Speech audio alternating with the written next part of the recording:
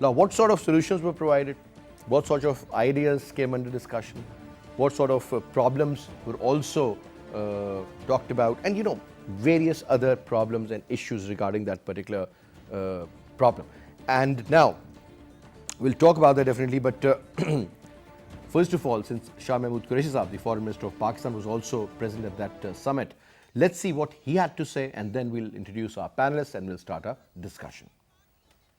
Pakistan's perspective on Afghanistan is clear. We support an Afghanistan that is at peace with itself and at peace with its neighbors. We respect the sovereignty and territorial integrity of Afghanistan. We remain fully committed to a peaceful, stable, united, democratic, and prosperous Afghanistan. We are determined to build our bilateral relationship on the principles of non-interference, mutual respect, and common interest. So the foreign minister said that Pakistan wants a peaceful, united, democratic, and prosperous Afghanistan. That is exactly what we all want also. But how? That is the actual question. Let me introduce you to our panelists. We have with us in our studio, on my right is Omar Khan Ali Sherzai Saab. He's a former ambassador. So thank you very much for taking out your time and talking to us. And we also have Dr. Maria Sultan, who is a strategic analyst and is also the head of Sahi, who actually was also a moderator at this peace process, which was held in Bhurban. So we'll be also talking to her. And since this was a 3-day summit primarily, so we'll be able to gather quite a lot from her regarding this particular summit and the details about that. But before I go on to Dr. Maria Sultan and put my first question to her, let me also introduce you to our second panelist in our studio, Brigadier Saeed Nazir. Brigadier Saeed Nazir is a senior analyst. Thank you very much, Saeed Saab, for taking out time and being a part of our show also, sir. But sir, before I bring you into the discussion, so if you allow me, let me first talk to Dr. Maria Sultan. Assalamu alaikum, Maria. Assalamu alaikum, Faisal. Maria, thank you very much for talking to us.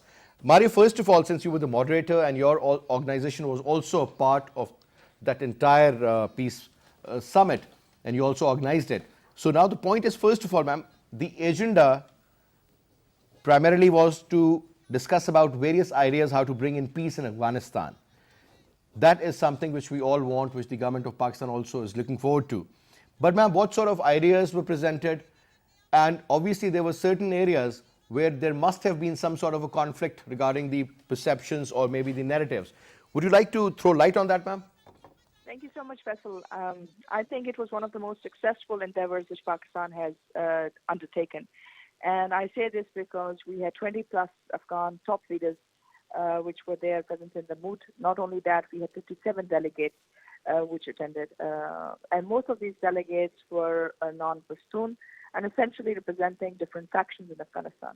The most interesting thing about this mood was that everybody who spoke, in particular the top leaders, such as Hanif Atmar, such as Gulbuddin Hikmatyar, Ustad Atanur, as well as the Mr. Khalili and other leaders such as Saeed Gilani, it was very, very clear that they emphasized that they appreciated Pakistan's role in this, number one. Number two, that they believed that a peaceful Afghanistan was possible and that they were looking forward towards leaving behind their past and actually working towards a constructive engagement. They talked about economic engagement with Pakistan. They talked about intra-Afghan dialogue. They talked about every possibility in which even having negotiations in future with the Taliban was not off the table.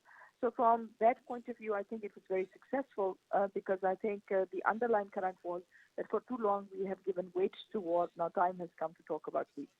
And that Islamabad's role in this was most particularly the fact that you were able to bring all factions together is commendable. Another thing which the foreign minister stated over there, which he did not air, was that he said wherever, whenever the Afghans are ready to talk amongst themselves, Pakistan will play the role of a facilitator. We are here to listen. What are the Afghan solutions? And Afghan solutions were, let me say, were very pragmatic. None of the leaders present at the mood were actually in a mood towards, just hanging on to positions for the sake of that, but they were looking towards constructive engagement. I think this was the uniqueness of the summit, one, and number two, the fact that they were owning Afghanistan. I think this is something which we've all hoped for, and this was something which was visible in the summit. Ma'am, one more point. I mean, now we've been hearing that most likely the American forces might not leave Afghanistan for the time being. This is what the general perception is. But still they want Afghan Taliban to sit and go on with the talks. And there seems to be some sort of a problem there as well. Ma'am, any detail about that? Two aspects which we need to understand, that when we look at the Afghan peace solution, we have to look at it from three angles. One is the intra-Afghan dialogue, which has to go on between the different factions, plus the Taliban and the warring factions, which needs to be conducted, and there the Afghan leadership has to play a major role. And in there, leaders such as Gulbuddin and Hekmatyar and all of these people would be playing the most critical role in terms of bringing these factions together and coming. So it's a parallel process which they have to ensue. Secondly, with regards to the Americans and Taliban, of course, at this moment there seems to be a deadlock because the Taliban has stated that they are not willing to allow any American forces to remain on the land. And of course, the Americans want such as counterterrorism and other forces to remain there. So while this still remains a deadlock, let's not forget that the Taliban are not only negotiating with the Americans, they're also negotiating with Moscow, they're negotiating with China, they're negotiating with Germany, they're negotiating with Europe, and last but not least also with Pakistan. So it doesn't mean that just because one process seems to be hanging in balance, that the Taliban the Taliban dialogue with the regional countries and external players has come to a halt. I think it's a process and we need to look at it that way. And the third factor, of course, the biggest question has been that what will happen to the governance structures? How will Afghanistan sustain itself in a post-U.S. withdrawal phase? What will be the nature of the Afghan state in terms of peace? What will be the nature of the Afghan state in terms of its economic prosperity? And of course, last but not least, its security relationship. So I think that needs to be conducted as well, and the region has to play a very strong role in it.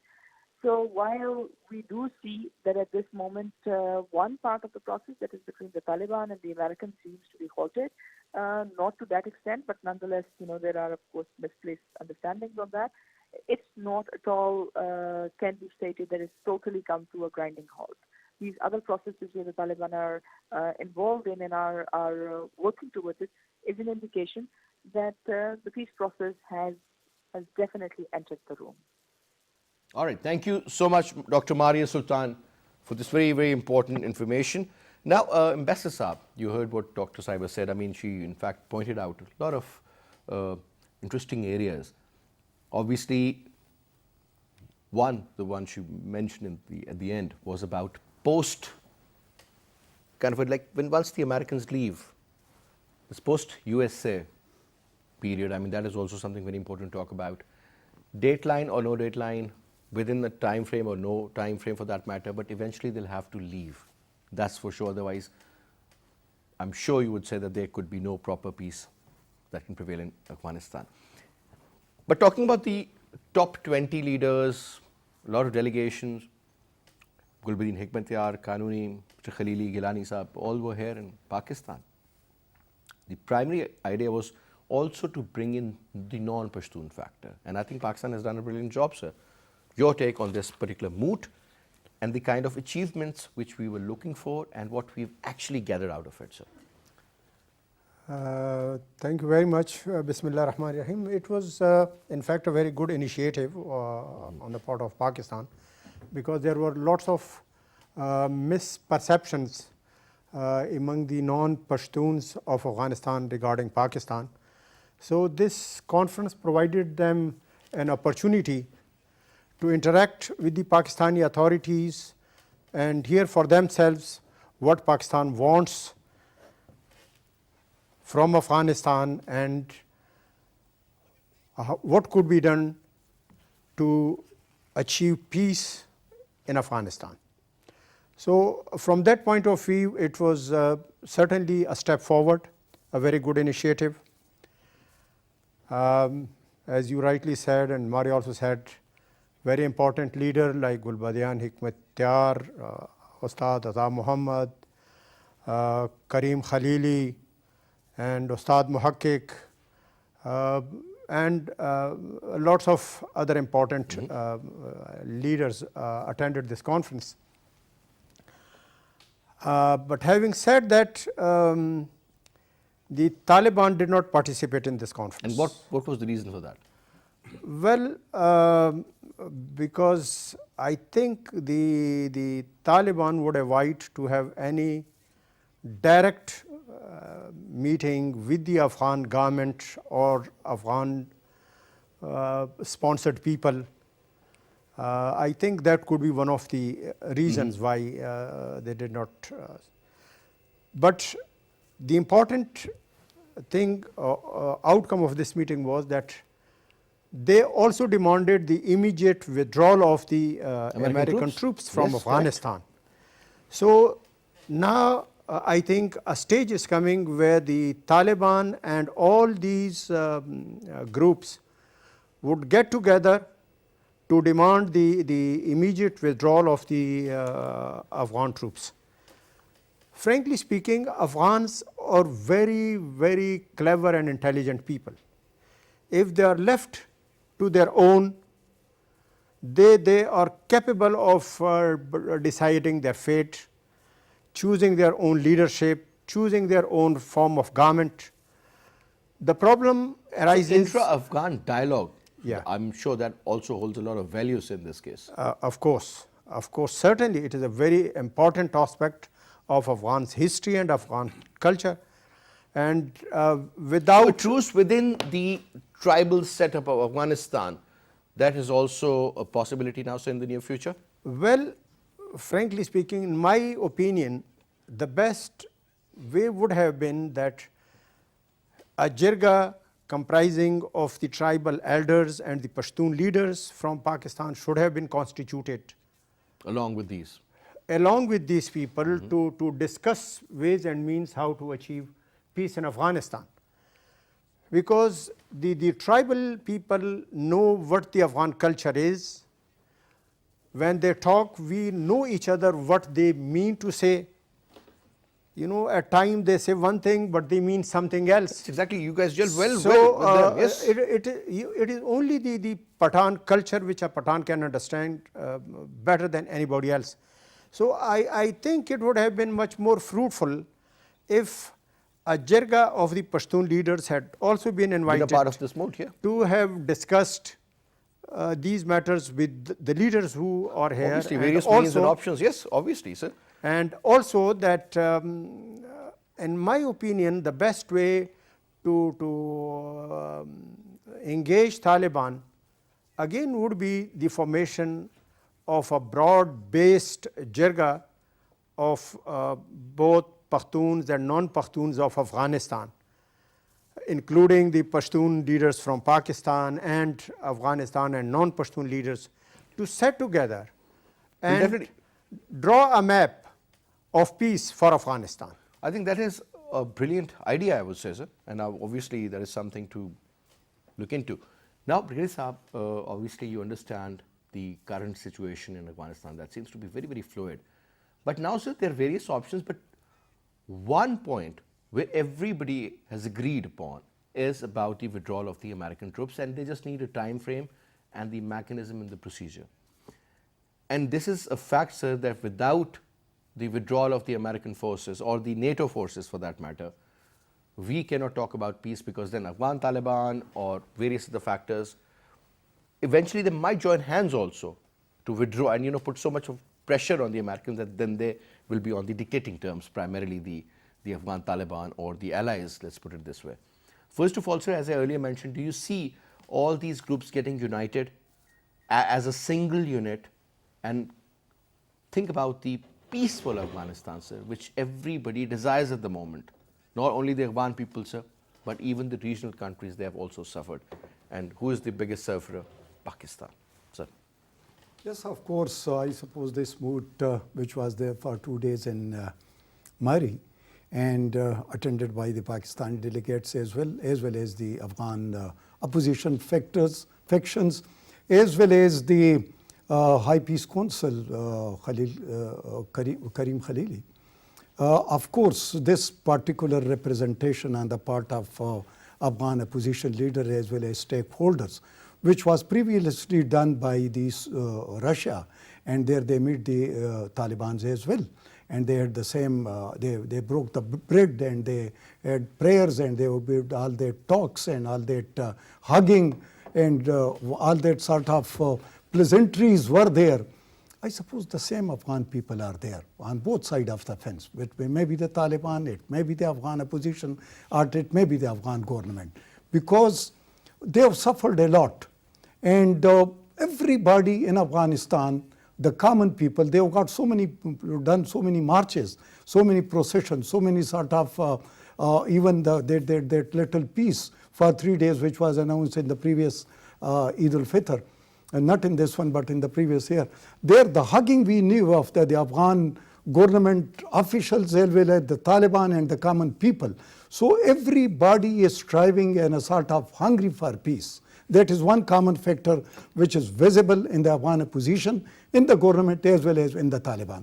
The third thing is how to bring the most important is how to bring this peace. There is external factor, there is as well as the internal factor. External factor, I suppose, the Taliban have successfully negotiated with the NATO or with the American, who are the main stakeholders. And probably You think they more have than successfully negotiated? Yeah, probably 70% of the issue has been settled. And the draft What is about there. the withdrawal of the American Yes, forces? the draft is there. The draft is on 2 points. Exchange No? of prisoner. No, yes, of course, all those things, these are the nitty-gritty. The first is that the Americans and the NATO has agreed to withdraw from Afghanistan. That is the foremost. Second thing is the timetable to be Aren't they given. talking about the time frame, Brigadier Saab? Yes, that is the timetable. I'm worried about one thing regarding Mr. Trump. He is most unpredictable. And his elections, he is the nominee and for the next election. He may go for a precipitous withdrawal. And if that happens, neither the Taliban are prepared, nor the Afghan government is That is prepared, the nor most Pakistan important. is I was about prepared. to ask you about that also, Brigadier Saab. Now, That is the now, most okay, of- fine. Because now let me have another round of about the ideas. Yes. Now, Ambassador Saab, Brigadier Saab says that they obviously, once they leave, that is going to be a very interesting scenario. We'll definitely talk about that. But sir, before that, when you talk about the ideas and different approaches of, various individuals or political parties who've been in power, who've been in the opposition, and obviously you learn so much while you're in the opposition, currently being together. Obviously, you earlier mentioned that most of these top Taliban leaders, I mean, they did not show up. Even the former president of Afghanistan or a couple of other big names, I would say. Now, sir, when you talk about the Afghan-led and Afghan-owned, do you think these moods can actually present something which can be implemented, sir? Or eventually it is not going to be something Afghan-owned and Afghan-prepared, let's put it this way. Rather, the American influence is going to be so much on the current Afghan government that most likely it is going to be American-led, American-owned, and American-wanted. Frankly speaking, as long as this is the wish of the Americans that it should be American-owned and American-led, So this is what the history tells us. peace can never return to Afghanistan. And I would not be surprised if then Afghanistan turns into be a graveyard of the American troops in Afghanistan. Because now, as Brigadier Saab also said, and in this Murray meeting also, now the Afghans, they want the immediate withdrawal of the American and NATO forces from Afghanistan. Because they know that as long they are there, they are going to create divisions among the Afghans, trying to impose a person of their own choice in Afghanistan, which is not going to work in Afghanistan. Anymore, you will see that it will not work. I would also like to add here that as for the Taliban are concerned, everybody knows that now they are in control of more than half of Afghanistan, where they have set up their own systems, their own courts, and their own administrators who run the affairs of those areas which are under the Taliban control. So the Taliban, as far the Taliban is concerned, there should be no mistake in understanding their administrative capabilities. They are well prepared to sort of meet any kind of eventuality in Afghanistan, including the abrupt withdrawal, as Brigadier Saab Sir, said. there is no government structure, there is no infrastructure as such, sir. There is a problem. I mean, what about the finances? Who's going to support them? They don't have an economy as such. That is another huge problem. And on top of that, I mean, there are various factions and everybody would like to fetch their own share, and that is where the problem would be eventually. Well, sir. frankly and speaking, you know the history. Faisal, if you remember, even when the Taliban government was there, they had their own system and everything was running absolutely excellently, and nobody died of hunger, and there was peace in Afghanistan. I said poppy growth was and, controlled and there was so much more. Frankly speaking, if you leave people to their own wishes and their own will, the Afghans are capable of managing themselves and their affairs. Do you think, sir, The problem which is occurring is that America wants a government and a sort of puppet of their own choice. That is going to be the which real is not problem good, in the long run. The government, which the is American not government or the puppet government. Now, sir, first of all, your comment. Ambassador says that most likely nothing is going to happen. Afghan people are very capable of handling their own issues and they can manage things. But, sir, if you look at the economy, as I earlier mentioned, or the government structure, their forces, where the money is going to come from, there are so many departments which will absolutely fail. They do not even exist out there. But yes, that can be managed. Just imagine Pakistan in 1947, we had nothing and we managed. I mean, Afghanistan has been in a state of war for such a long time, for decades and decades. Maybe they can prepare and they can do something for themselves. Along with that, I also want you to comment on another important factor, that the election which was supposed to be held by this time, I mean, there is a constant delay for certain major factors, as we all know. How important that election is, sir? Or do you think this current government has the decency and has enough public confidence that they can take decisions on their behalf? I will take the last part of your question. Of course, after May 22nd, this government has lost quite a bit of legitimacy. And that's why you see their positions. They are attending the meeting with the Taliban in Russia. They are also attending the meeting also in Europe.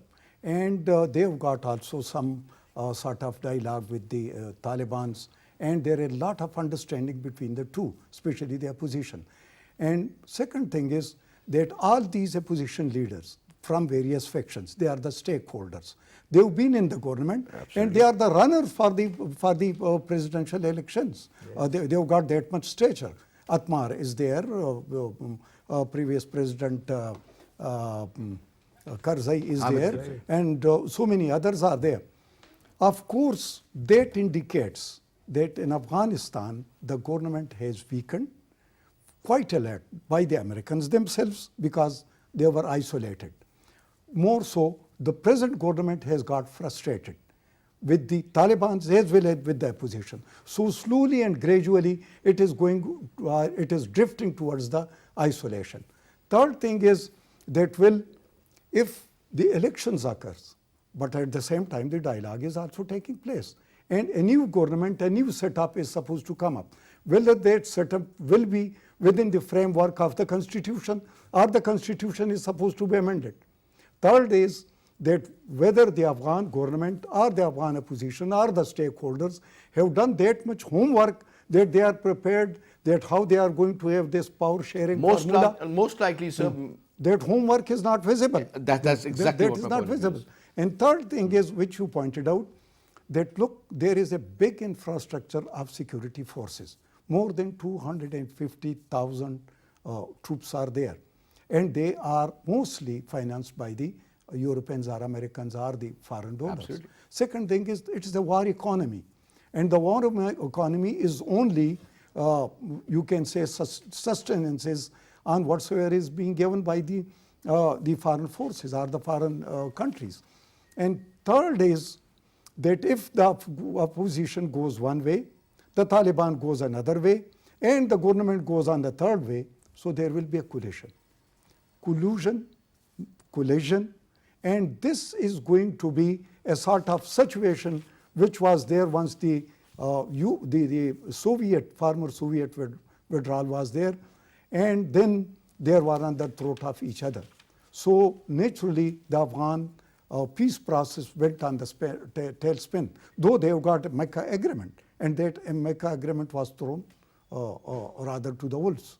So the same thing is, you can say, visible if this precipitous withdrawal take place, or if the intra-Afghan talks doesn't take place.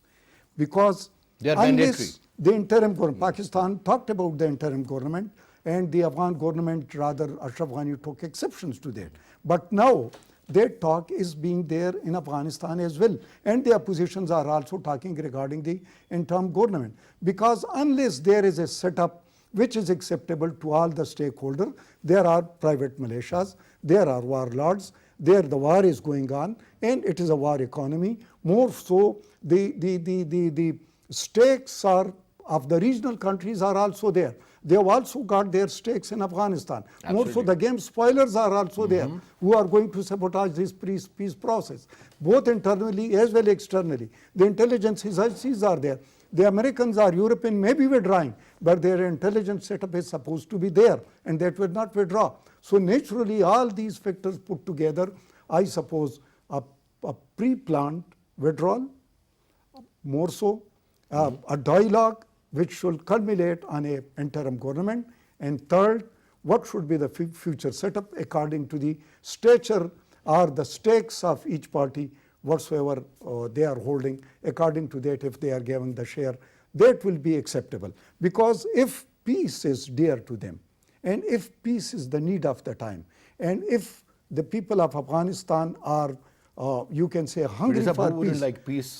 So if they are sincere to that, they should bring it beyond their party lines, or beyond their ethnic lines, or beyond their stakes. But the point is, unfortunately, this thing is not visible. Practically was a disaster. It is. But we still expect the local people to sort of bring in peace. You know, that is, we are expecting a little too much from them when they do not have anything in their hands. That is another problem. The Americans, the forces, I mean, they are there, they have their presence, and they are doing whatever they want to do. But say another important factor. So, Baisab, you know that area so well, and your interaction, I think, is you're one of the most, I was a valued person in terms of that sort of interaction which you have had with the Afghan leaders and otherwise. Now, Baisab, one important point, the trust deficit. Does it really exist, or is it mere among few individuals that has become the perception, sir? Well, frankly speaking, I think the trust deficit between the different Afghan opposition groups and the Taliban is now gradually narrowing down. Okay. Because they have reached to the conclusion that for bringing peace into Afghanistan, the withdrawal of the foreign forces from Afghanistan is the basic requirement.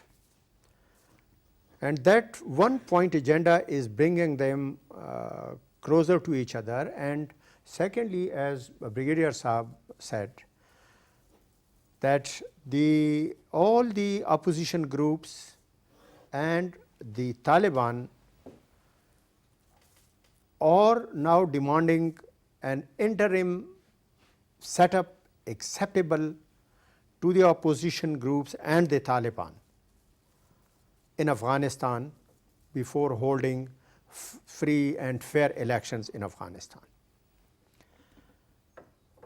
So now, having said that, of course, it is not a magic that peace could be returned to Afghanistan in one day or in 1 week or in 1 month.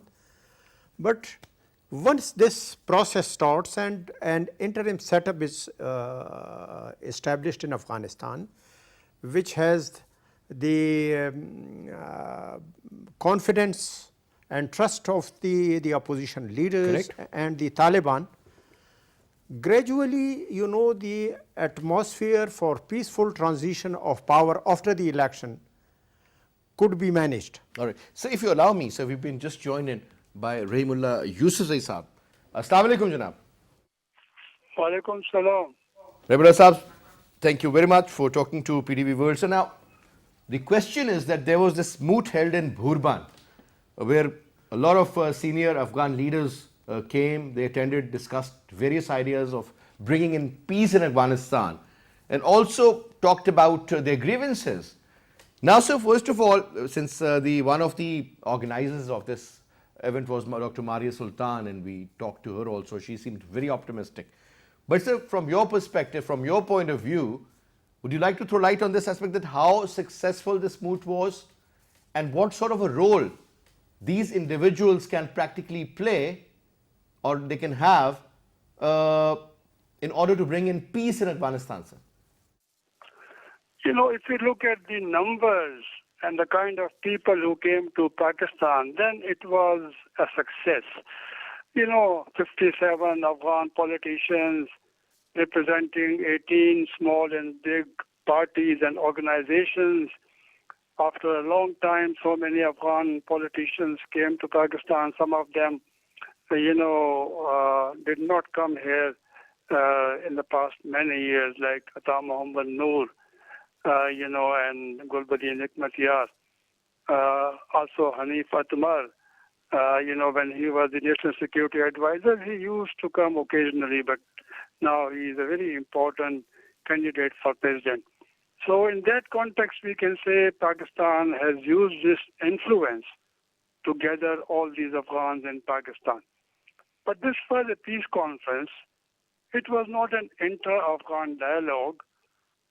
We could not bring the Afghan government officials to this conference. We tried. I know that Umar Dawzai, an advisor to President Ashraf Ghani, was invited. In fact, we were together in Istanbul, in Turkey, for another conference on Afghanistan. And he said he was invited, but he did not go. Instead, he came to the Istanbul conference on Afghanistan. So if there would have been Afghan government official, it would have been even a bigger success. Taliban also were not represented. I don't know how much effort was made to bring them to this conference. So in a way, this was different than the Moscow conferences, which was kind of an intra-Afghan dialogue between Taliban and the Afghan opposition. But I think all these gatherings, where the Afghans get together and talk about their country and how peace can be restored, is very important, because we have to bring the Afghans to the table to talk to each other. We and other countries can only facilitate the peace process. We can help them. But in the end, the Afghans have to talk to each other and resolve their problems.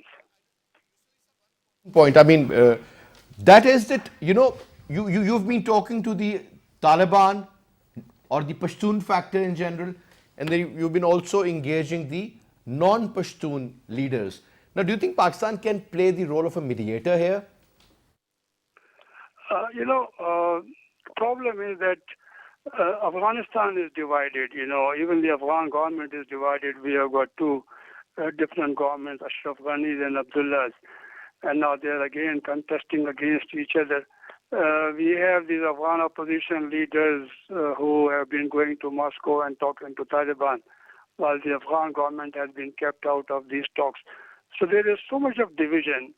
Any effort to bring them together will be welcome, will be useful, but we should not get too much involved in these, inter-Afghan disputes, because then, one side will accuse you of taking sides. So we should stay out of this. Let them talk to each other. Let them resolve their problems.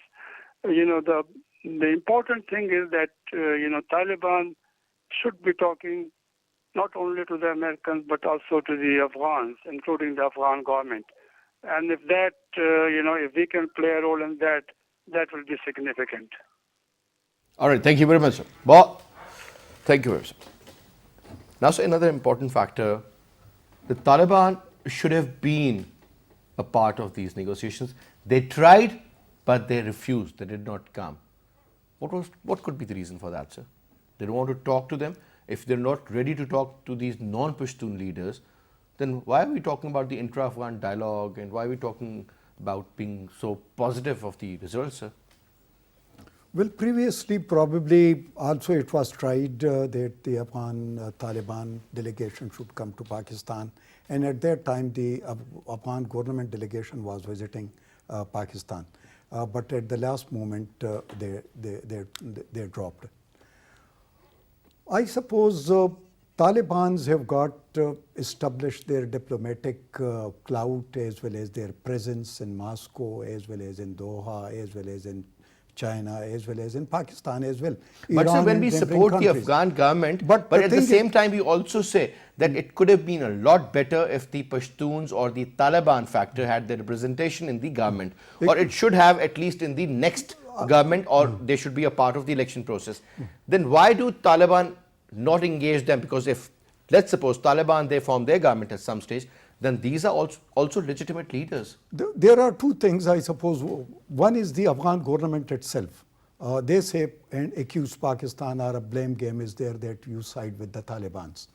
And since you have got their shura and you have been facilitating them, and you have been, you can say, giving them homes or medical treatment and other those things.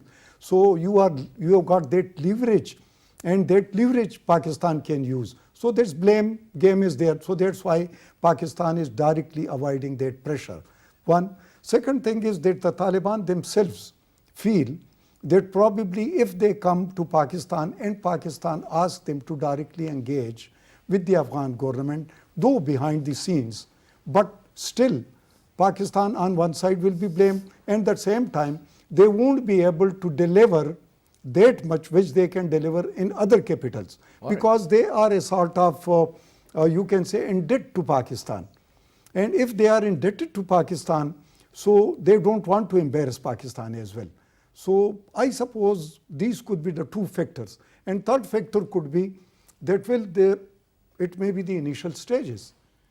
They may be asking Pakistan to prepare the ground, take that role of facilitator.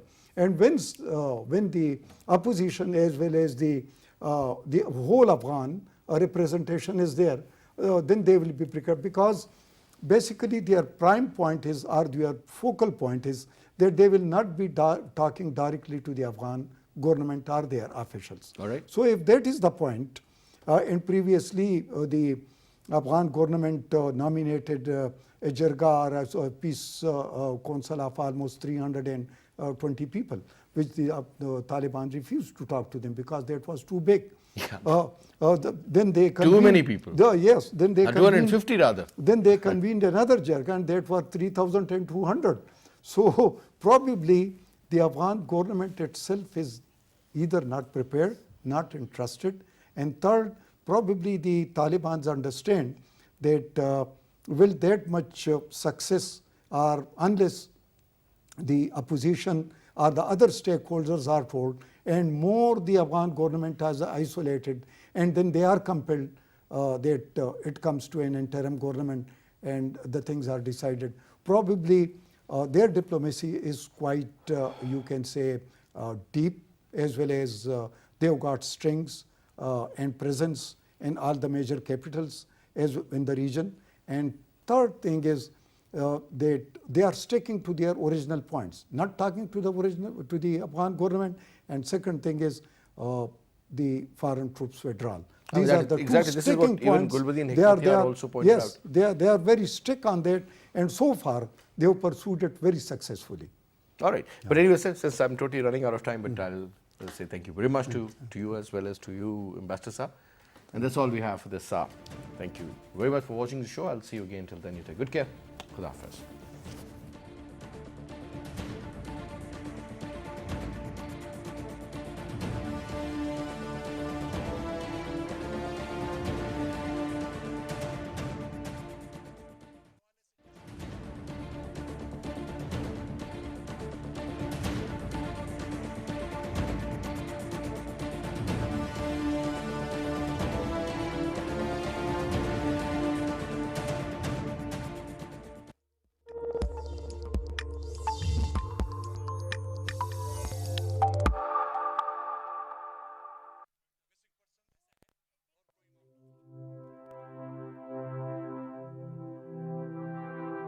Basic education is the right of every child. And that's why the main stakeholders, which are like commanders and the top guys, are now themselves coming down. So that shows that the thing has lost its strength to a very big extent. Okay. So people who surrender or are caught, how are they mainstreamed?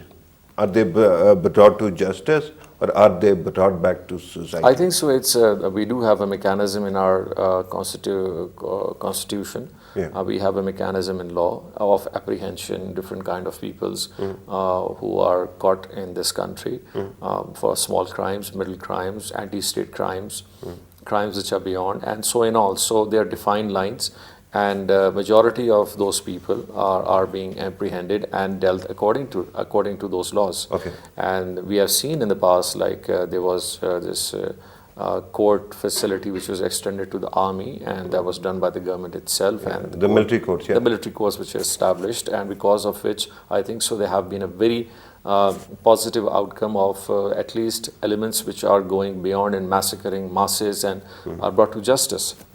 So it's improving, I think so, with time, and people are now realizing, like people who are, if you say the incident of Ormada, like nearly a lot of... Armana was a shocker, a big shocker. That has been happening, like people who die in Quetta from bomb blasts, and people who die in Gwadar, people who die in PC and so many other places, they are normal, common people. So their lives are as important as of anybody else. So if we should make a very positive message to everybody, and that happens globally, like, you know, if you go to like US, if you go to like Europe and any place else, they don't compromise on these things. In fact, their Guantanamo Bay was one such policy thing which had gone beyond. It still is. It still is, of course, and so does, I think so, in Europe and many other places. If you go to Middle East, if you go to Iran. The black sites are there, but we are not comparing our policies I would with black not say sites.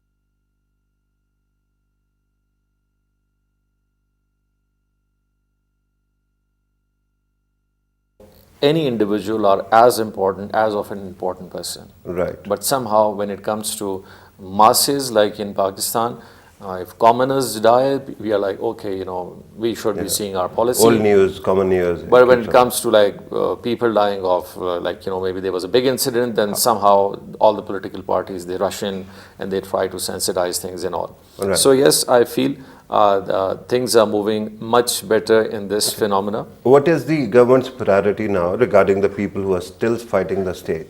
Do you want to arrest them, or do you want them to surrender and come back and become the part of mainstream? For the last 4 or 5 years, government has been giving a gesture of accepting those people who have, there are categories of involvement. There are people who are involved at very intense level. There are people who are just involved in political ways. There are people who have not been part of any crime which has really affected the people of Pakistan. I think so there's a lot of space in that. Okay. The space is of anybody who has not been a part of any criminal activity, of taking people's life. Really damaging the state or state property is something which you can negotiate on. But you cannot negotiate on people's life, people who have died. So I think so a state should always keep its policies firm. Okay. We can compromise on damages, Okay. but we cannot compromise on lives. Especially the bigger crimes that Of have course, been a committed. crime right? is a crime, whether it's of a single human, of maybe like. Yeah, but intensity matters. Yeah, it goes beyond. Okay, let us be a little political now. Let us talk about the politics of center, and let us talk about of the province as well. At the center, actually, there was this chatter that Chairman Senate, who actually belongs to your party, might be removed by People's Party and PMLN. What do you think will be your party's reaction to such a move? Well, as you know, Chairman Sadiq Sinjarani Saab was elected as a person who came from Balochistan as a senator, and that was widely accepted by the current people who are opposing it.